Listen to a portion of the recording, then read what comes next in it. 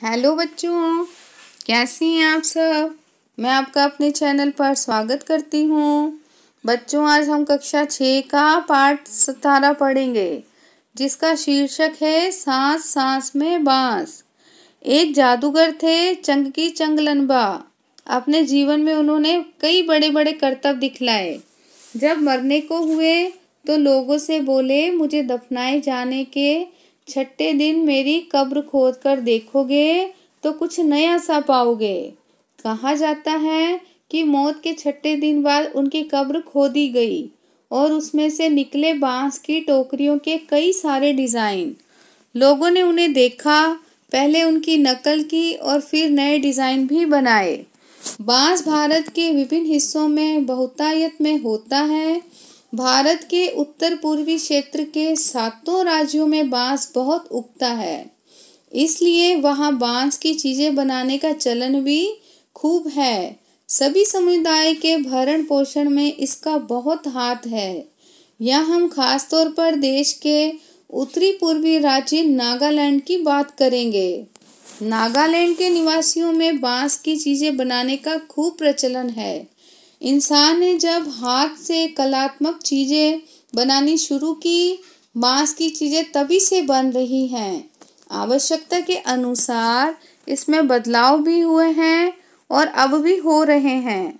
कहते हैं कि बांस की बुनाई का रिश्ता उस दौर से है जब इंसान भोजन इकट्ठा करता था।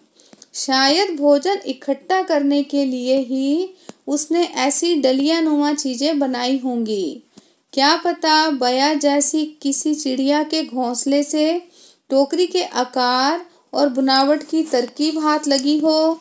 बांस से केवल टोकरियां ही नहीं बनती, बांस की खपच्चियों से ढेर चीजें बनाई जाती हैं, जैसे तरह तरह की चटाइयाँ, टोपियाँ, टोकरियाँ, बर्तन, बैलगाड़ियाँ, फर्नीचर, सजावटी सामान, जाल, मकान, पुल और खिलौने भी। असम में ऐसे ही एक जाल जकाई से मछली पकड़ते हैं। छोटी मछलियों को पकड़ने के लिए इसे पानी की सतह पर रखा जाता है या फिर धीरे धीरे चलते हुए खींचा जाता है। बांस की खपच्चियों को इस तरह बांधा जाता है कि वे एक शंकु का आकार ले लें। इस शंकु का ऊपरी सिरा अंडाकार होता है। निचले नुकीले सिरे पर खपच्चियां एक दूसरे से गूंथी हुई होती हैं। खपच्चियों की तरह तरह से टोपियां भी बनाई जाती हैं। असम के चाय बागानों के चित्रों में तुम्हें लोग ऐसी टोपियां पहने दिख जाएंगे। और हाँ, उनकी पीठ पर टंगी बांस की बड़ी सी टोकरी देखना भी ना भूलना।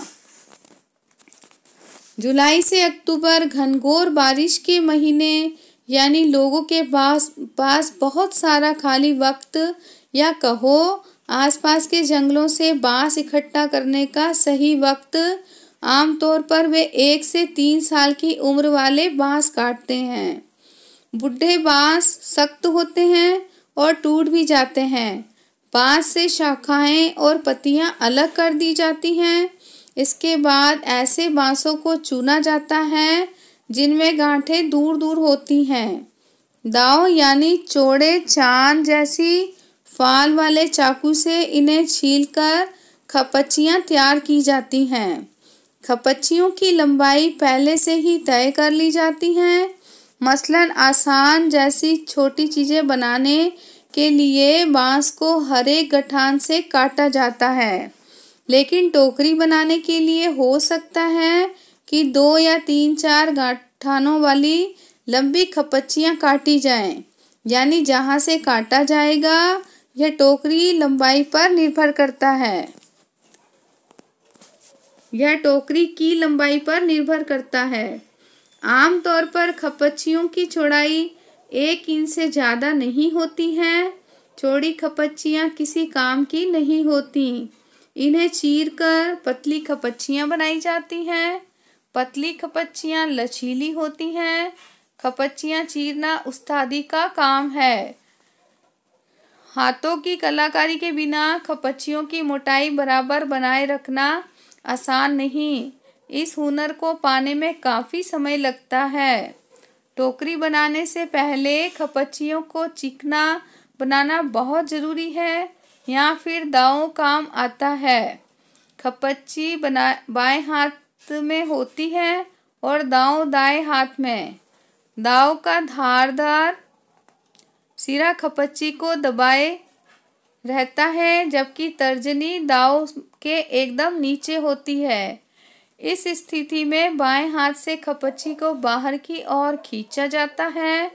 इस दौरान दायां अंगूठा दांव के अंदर की ओर दबाता है और दांव खपच्ची पर दबाव बनाते हुए घिसाई करता है। जब तक खपच्ची एकदम चिकनी नहीं हो जाती, यह प्रक्रिया दोहराई जाती है। इसके बाद होती है खपच्चियों की रंगाई। इसके लिए ज़्यादातर गुड़हल, इमली की पत्तियां आदि का उपयोग किया जाता है। काले रंग के लिए उन्हें आम की छाल से लपेटकर कुछ दिनों के लिए मिट्टी में दबाकर रखा जाता है। बांस की बुनाई वैसे ही होती है जैसे कोई और बुनाई।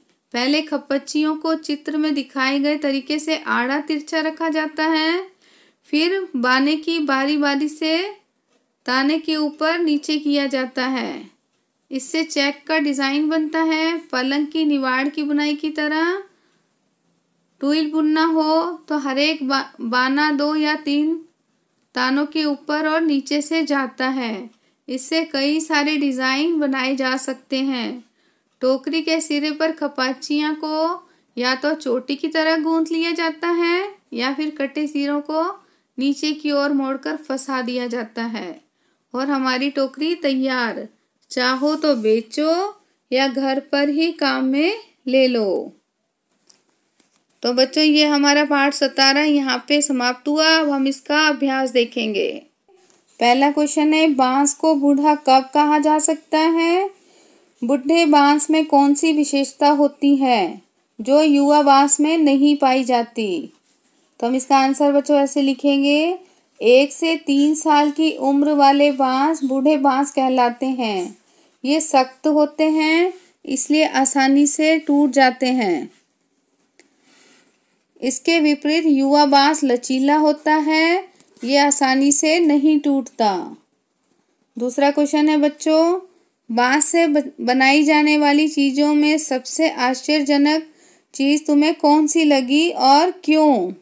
तो इसका आंसर लिखेंगे, वैसे तो बांस से विभिन्न तरह की चीज़ें बनती हैं, जैसे टोकरी, चटाई, बर्तन इत्यादि, पर उनसे बनी हुई विभिन्न आकृतियों वाले टोकरियों, टेबल लैंप आश्चर्यजनक लगते हैं।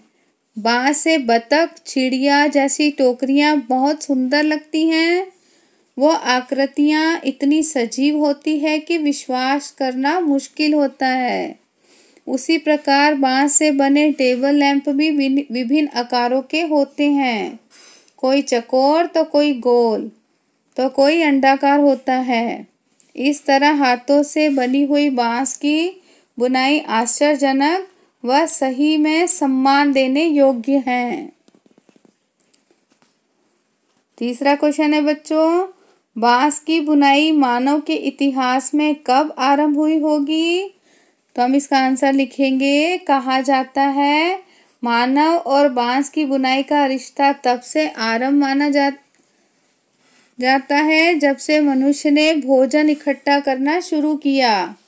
इसके लिए उसको सामान रखने के लिए एक छोटी टोकरी की आवश्यकता रही हो। ये भी हो सकता है उसने ये प्रेरणा चिड़िया के घोंसले से प्राप्त की हो। उसी से ये बुनाई सीखकर बुनाई करना आरंभ किया हो। चौथा क्वेश्चन है बच्चों, बांस की विभिन्न उपयोगों से संबंधित जानकारी देश के किस भूभाग के संदर्भ में दी गई है? एटलस में देखो। तो हम इसका आंसर लिखेंगे, पाठ में उत्तरी पूर्वी स्थानों के 7 राज्यों के बारे में बताया गया है। यहाँ पर बांस का बहुत प्रयोग होता है। इसमें विशेष तौर पर उत्तर पूर्वी स्थान के एक क्षेत्र नागालैंड की बात की गई है। तो बच्चों, पाठ 17 हमारा यहाँ पे समाप्त हुआ। मुझे उम्मीद है आपको अच्छे से समझ आ गया होगा। अगर आपको किसी भी प्रकार की कठिनाई आती है तो आप मुझे कमेंट सेक्शन में जाकर पूछ सकते हैं। मेरी वीडियो को लाइक, शेयर एंड सब्सक्राइब करना ना भूलें बच्चों। मेरी वीडियो को देखने के लिए धन्यवाद।